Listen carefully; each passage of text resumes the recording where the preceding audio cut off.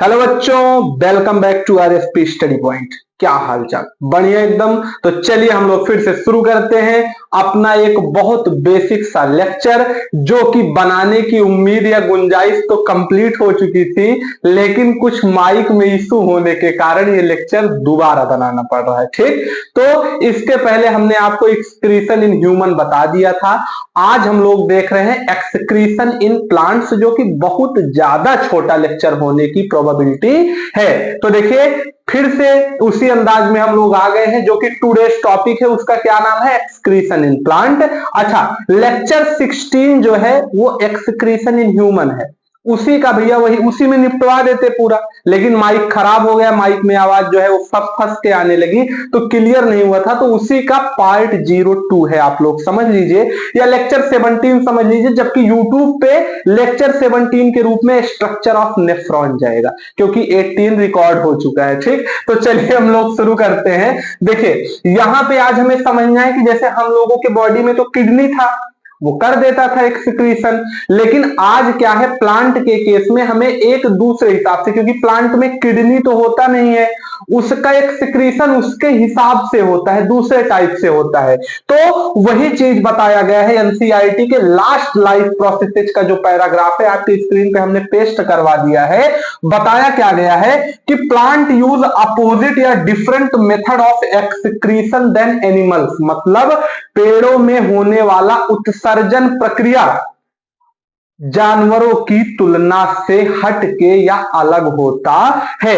मतलब पेड़ में पेड़ का जो एक्सक्रीशन है वो अपने हिसाब से करते हैं। ठीक, क्योंकि उसमें लकड़ी है, हम लोगों में मांस है, हड्डी है, सेल है, उसमें भी सेल है, लेकिन सेल मेम्ब्रेन है, वो ठोस है, हमारी शरीर कमजोर है पेड़ की तुलना में, तो उसका अलग पूरा एक फीचर होता है। तो वही है कि हमसे उसका एक्सक्रीशन अपोजिट या डिफरेंट होता है। दूसरा चीज, अब जैसे हम लोग सांस छोड़ते हैं तो कार्बन डाइऑक्साइड निकलता है, लेते हैं तो ऑक्सीजन, तो यूज क्या आया? ऑक्सीजन, और छोड़े क्या, मतलब गंदगी क्या निकली? Carbon dioxide. वैसे पेड़ जो आपने गंदगी छोड़ा कार्बन डाइऑक्साइड उसको लेके वो जिंदा है, अब वो आपको ऑक्सीजन दे रहे हैं, तो आपके लिए कार्बन डाइऑक्साइड बेस्ट था ना, उनके लिए ऑक्सीजन बेस्ट मटेरियल है। तो इनका सबसे तगड़ा क्वेश्चन क्या आएगा इस टॉपिक पे कि waste material produced during the photosynthesis process by plant is known as, option में ऑक्सीजन सही हो जाएगा। उसके बाद तीसरा क्या है? They can get rid of water by transpiration. Get rid मतलब पीछा छुड़ाना, मतलब एक प्रोसेस होता है ट्रांसपायरेशन, जिसको हमने फोटोसिंथेसिस में समझाया, कैपिलरी वाले लेक्चर में समझाया, उसके बाद एक लेक्चर और है जहां प्लांट के बारे में बता रहे थे, वहां भी समझाया है, फिर बता दे रहे हैं क्योंकि टर्म आया है। तो देखिए ट्रांसपायरेशन मतलब जब पेड़ की जड़ में पानी ज्यादा डाल दिए तो वो पेड़ क्या करेगा, अपनी जड़ को सुखाने के लिए अपनी पत्तियों में जो स्टोमेटा प्रेजेंट होता है उस स्टोमेटा के होल को खोल देगा। ठीक भैया, वो स्टोमेटा ओपन हो जाएगा क्लोज शेप से, और उससे पानी जो है जड़ का वो भाप बन के बहुत तेजी से उसके जड़ को सुखाने की कोशिश करेगा, क्योंकि उस पेड़ को उतने पानी की जरूरत नहीं है जितना हमने आपने दे दिया है। या अगर वो दिन में फोटोसिंथेसिस प्रोसेस कर रहा है, उस दौरान पानी को उड़ा देगा, चाहे पेड़ के जड़ में ज्यादा हो चाहे ना हो, क्योंकि खाना खाएगा तो पानी की जरूरत लगेगी। तो उस कंडीशन में जो उसके स्टोमेटा से पानी भी निकल रहा है वो भी तो अब वेस्ट हो गया ना, उसके बॉडी से तो निकल ही गया। तो वही कह रहा है कि ट्रांसपायरेशन प्रोसेस में जो वाटर है ये भी वेस्ट मटेरियल के रूप में प्लांट यूज करता है, मतलब निकाल देता है। अच्छा, उसके बाद अब भाई जैसे हम लोग हैं तो जी रहे हैं, अब सेल है हमारे शरीर, सेल से मिलके बनी, तो इसकी कुछ लाइफ है, कभी तो मर जाएगी, दूसरी सेल बनेगी। वैसे ही प्लांट में भी जो सेल है वो डेड होते रहते हैं, तो वो भी एक्सक्रीशन का हो गया पार्ट, वो भी खराब हो गया। और उसकी पत्ती सूख गई, वो पेड़ से गिर गई, वो भी वेस्ट मटेरियल हो गया, वही लिखा है भैया। फिर waste material store in cellular vacuole. अब देखिए जब आप लोग कक्षा 9 में रहे होंगे तो आपको, वैसे तो कक्षा 8 से ही, क्लास 8 से ही आपको सेल से मुलाकात करवा दी जाती है आपकी किताब से।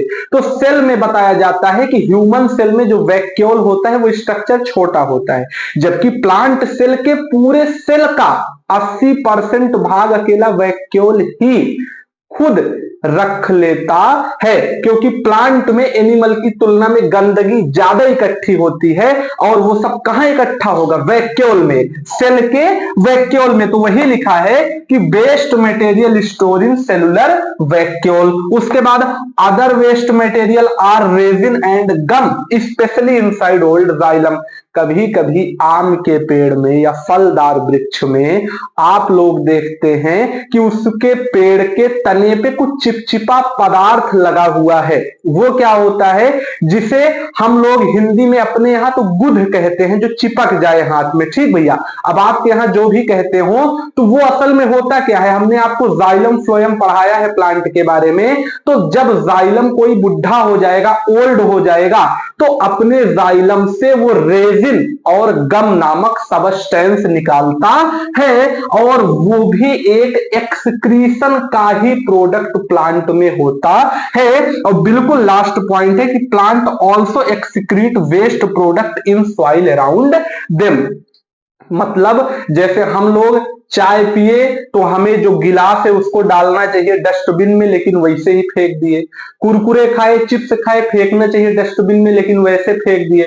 तो जैसे हमारा स्वभाव है वैसे पेड़ का भी है। ठीक, अब हमारे पास बुद्धि है, हाथ पैर है, हम चल सकते हैं, पेड़ बेचारा चल नहीं सकता, तो उसका स्वभाव क्या, उसकी मजबूरी भी है। तो प्लांट जो भी वेस्ट मटेरियल होता है वो अपनी मिट्टी में, अपने इर्द गिर्द के इलाके में भी ज्यादातर गिरा देता है। जैसे पत्ती सूख गई, लकड़ी सूख गई, टहनी सूख गई, या और भी बहुत सारी चीजें वो अपने इर्द गिर्द के मिट्टी में मिक्स कर देता है। तो ये भी एक एक्सक्रीशन का ही टाइप है। जैसे कि यहां आपको पेड़ दिख रहा है, तो पेड़ में क्या होगा, ऊपर जो है लीफ होगा, जो बीच वाला पार्ट है इसे हम लोग ट्रंक कहेंगे। लीफ खुद निकली होगी स्टेम मतलब तने से, और नीचे जड़ होगा।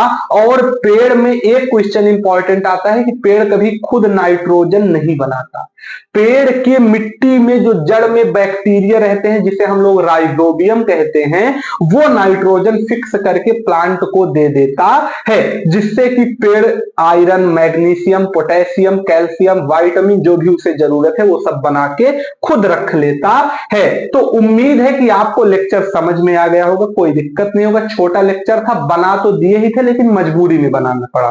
ठीक, तो इसी प्रकार से आप लोग डिस्क्रिप्शन में जाइए और पूरे चैप्टर को आराम से पढ़िए। मिलेंगे नेक्स्ट लेक्चर में, तब तक के लिए ओके बाय।